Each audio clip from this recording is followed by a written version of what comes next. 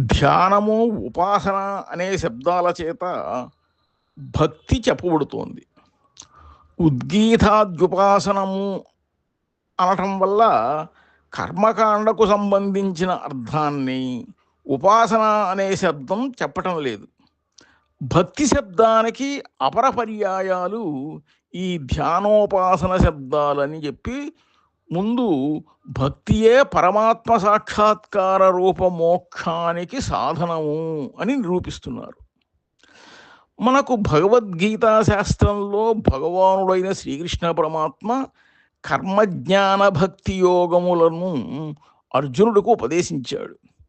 ఈ 3 యోగములలో భక్తియే నన్ను తెలుసుకోవటానికి ముఖ్య సాధనము అని, భక్త్యా త్వనన్యయా లభ్య అహమేవం విధోర్జున అని చెప్పారు. అందువలన కర్మ సన్యాసం ఆచరించి జ్ఞాన సముపార్జన జరిగిన తరువాత దాని వలన కూడా పరమాత్మ ప్రాప్తి కలుగదని నిర్ణయించి నకర్మణ నతపసా నచేజ్యయ అన్నదాని చేత కర్మ సన్యాసం చెయ్యాలి అని చెప్పారు. కాబట్టి కర్మ జ్ఞానము అవసరము లేకుండానే కేవల భక్తి యోగం చేతనే పరమాత్మను తెలుసుకోవచ్చా అన్న శంకకు సమాధానంగా ఈ విధంగా చెప్పారు. కర్మలను ఆచరించకపోవటం అనేది శాస్త్రసమ్మతం కాదు. ఎందుకంటే స్వవర్ణాశ్రమ విహిత నిత్య నైమిత్తిక కర్మానుష్ఠానం తప్పక ఆచరించవలెను అని శాస్త్రాలు చెబుతున్నాయి. కానీ ఫలరూపాన్ని నిర్దేశించిన కర్మలు విధి వాక్యాల చేత చెప్పబడుతున్నాయి. అట్లాగే నిత్య నైమిత్తికాది కర్మలు కొన్ని ఫలాలను నిర్దేశిస్తున్నాయి. కామ్యకర్మలను ఆచరించరాదు. ఒక విధంగా ఆచరించినట్లయితే ఫలాపేక్ష లేకుండా భగవదారాధన రూపంగా ఆచరించటం ముఖ్యం. కర్మలను పరిత్యజించుట శాస్త్ర విరుద్ధం. భక్తికి కర్మ సహకారియే కానీ విరోధి కాదు అని చెప్పారు. కర్మ సన్యాసం వలన జ్ఞాననిష్టను పొందగలడు అని మన మతం కాదు. ఇది రామానుజ మతానికి విరుద్ధం. కర్మ వలన అనంత జన్మహేతువైన పాపరూప పంకెల నివృత్తి అయి ఈ ఫలములు అనిత్యము నిత్యఫలానికి ప్రయత్నించాలి అన్న జ్ఞానం కలుగుతుంది. అందువలన జ్ఞాన సముపార్జన చేస్తాడు. జ్ఞాన సముపార్జన ద్వారా అంటే వేదాంత వాక్య విచారం వలన తెలుసుకునదగిన వాడు ఎవడో, పొందదగిన పరమప్రాప్యుడు ఎవరో, తత్సాధనం ఏమిటో తెలుస్తుంది. కర్మజ్ఞాన యోగాలను ఆశ్రయించకపోయినట్లయితే ఎవరు ధ్యానం చేయదగిన వారు, అతనిని ఎట్లు పొందవలనో తెలియదు.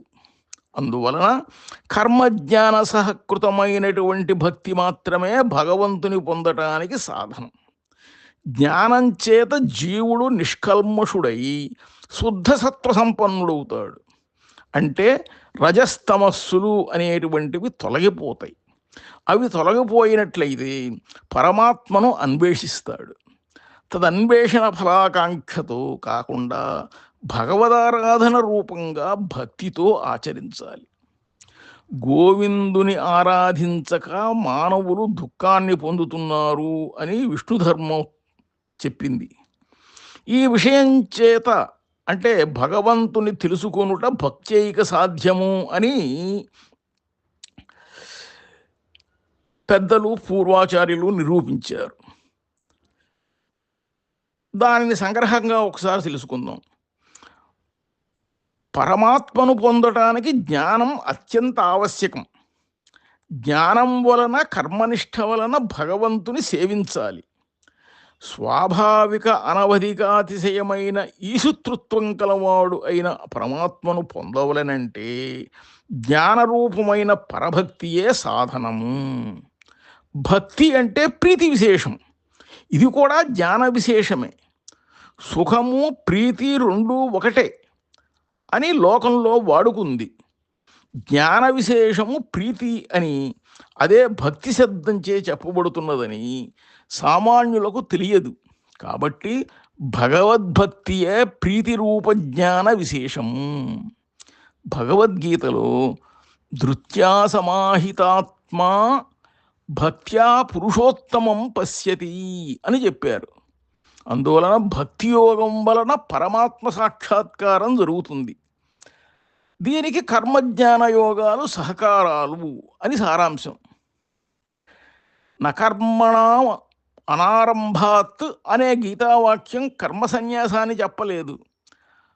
ఫలాకాంక్షరహిత కర్మను తప్పక ఆచరించాలి. ఆ ఫలం భగవంతుని సొమ్ము అనుకొనిన వారే జ్ఞానులు. అట్టివారు ఆశ్రిత వాత్సల్య జలధి అయినటువంటి పరమాత్మ వలన ముక్తిని పొందుతున్నారు. అనంత కళ్యాణ గుణాకరుడైన శ్రీమన్నారాయణుని సేవించుట ముఖ్యం. జ్ఞానశక్త్యాది షడ్గుణ పరిపూర్ణుడైన పరమాత్మ మానవులకు ఆశ్రయించదగిన వాడని, అతడే జగత్కారణభూతుడు, సృష్టిస్థితి ప్రళయములకు కారణభూతుడు, పరబ్రహ్మ శబ్దంచే చెప్పబడేవాడు అయిన ప్రధాన దైవము సంసారబంధ విముక్తిని పొందగోరు మోక్షాద్దులచే సేవింపదగినవాడు అని నిరూపించారు. ఇప్పుడు భీష్మాచార్యుడు పరమప్రాప్యుడు, సేవ్యుడు నారాయణుడు, వాని వలననే సంసారబంధ విముక్తి కలుగుతుంది అని చెప్పి ఈ విష్ణు సహస్రనామ స్తోత్రం పాపాలను సంసార భయాన్ని పోగొడుతుంది కాబట్టి దానిని విను అని చెప్పారు.